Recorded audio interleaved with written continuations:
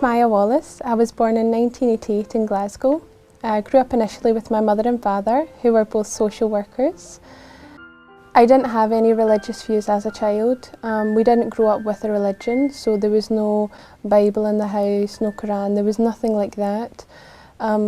My family, my wider family, so my aunts and uncles, they're scientists, so a lot of the views that I had maybe came from them. So there was no impact, do I believe in God, is there a God? There was no such discussions. I found out when I was much older, speaking to my mum about religion, that apparently I used to go to Sunday school, but I have no recollection of that whatsoever.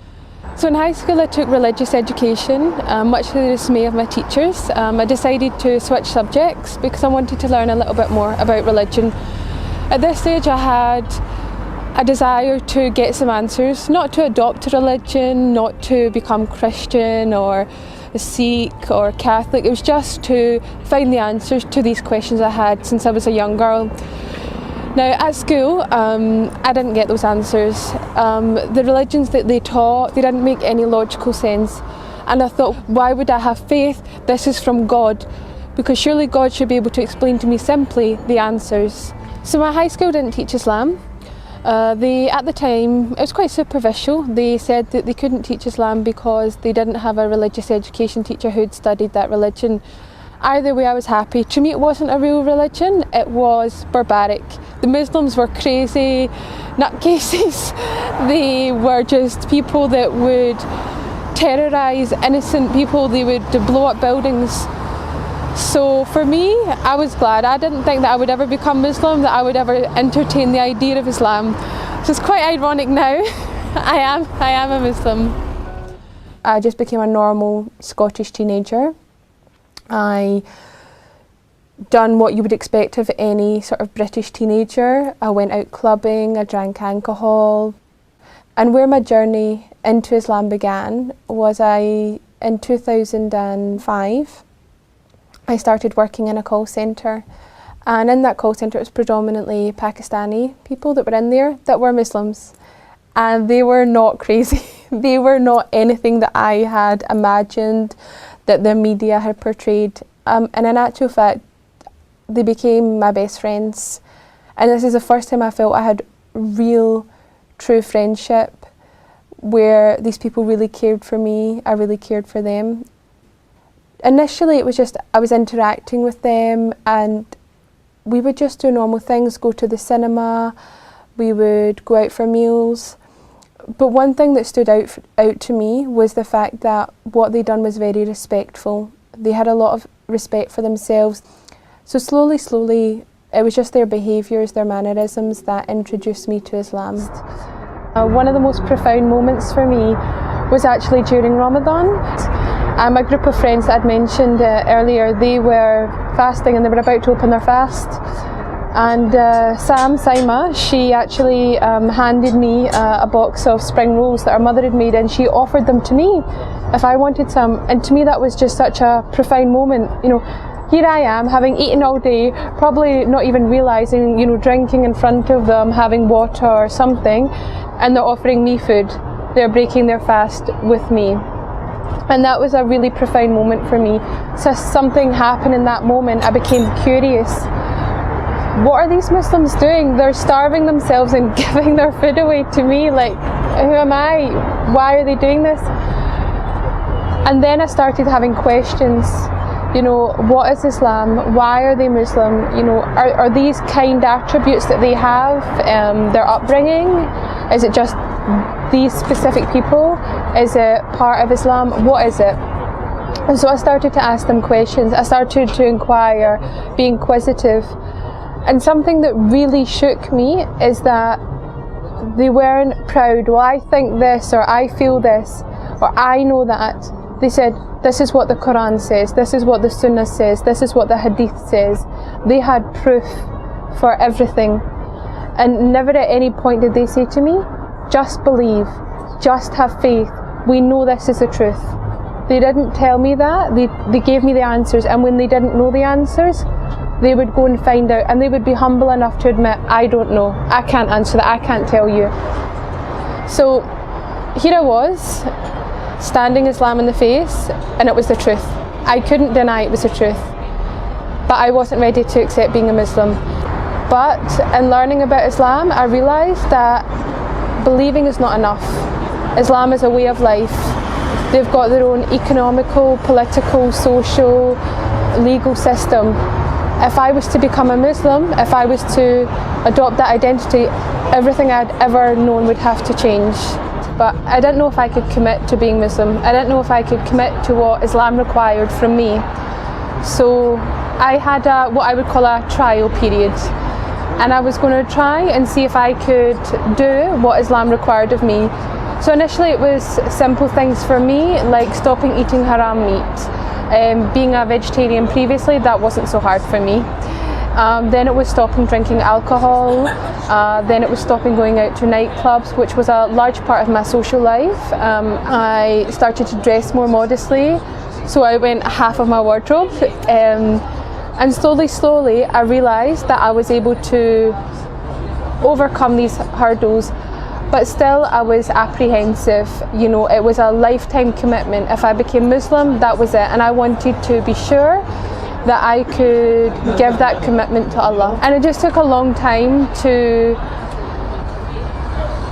get that courage, to take that leap, to know that I was doing the right thing, and that Allah would see right by me, and that my fears would melt away.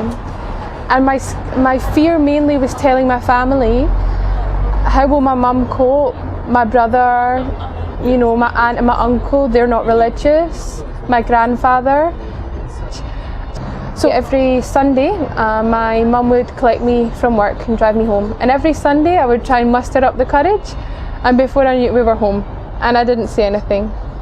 And this would happen week after week after week.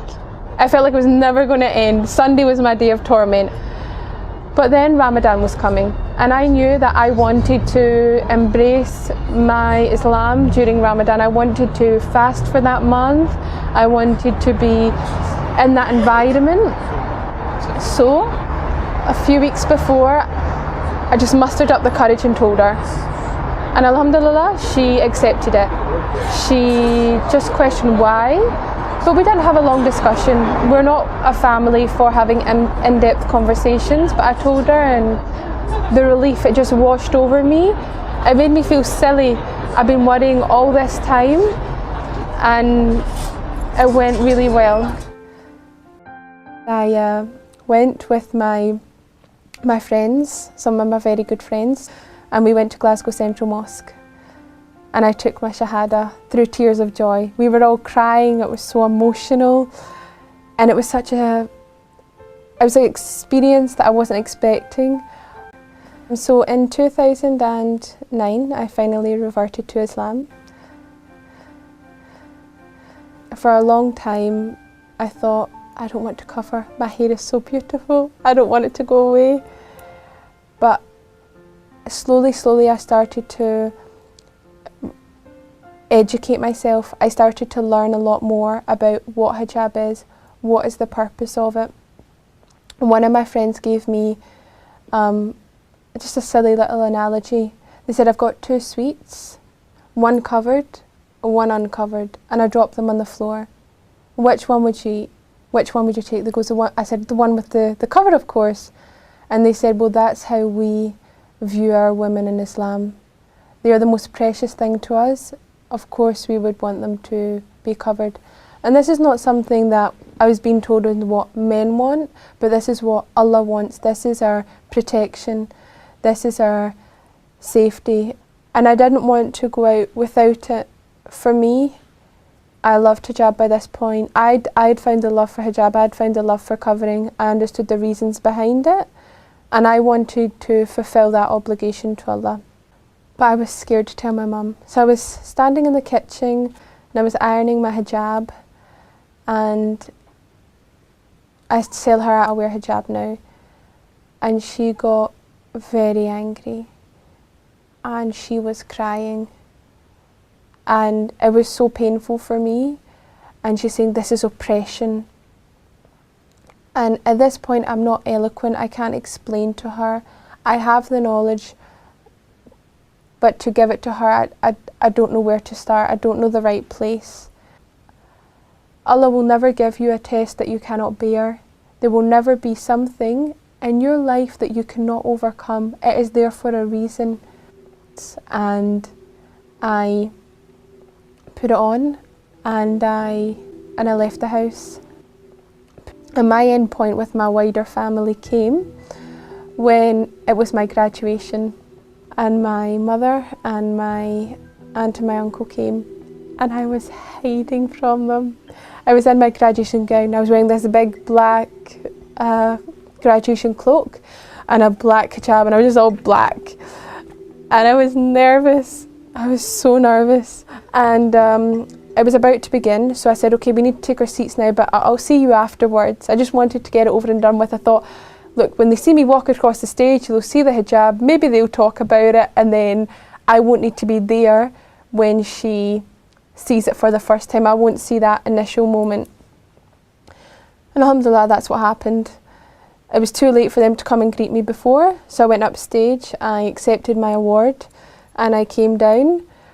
And I could see in their faces that they had some apprehension. They were shocked, but they accepted it. My grandfather's not a man of many words. So when I went to see him, he'd been informed, I believe, by my family that I was Muslim and that I covered. And we've never spoken about it, me and my grandfather. And what he done, he says to me, all of your grandmother's scarves are upstairs in the bottom drawer, and I've looked them all out, and they're all there for you, you know, for your. And he wouldn't say anything, he just went, for your. And that's when I knew that through that trial, through that, for me that was a very hardship, that there was light at the end of the tunnel, if you want to call it that. There was peace at the end for me, and that my family accepted the hijab, and that now they understand the reasons behind it.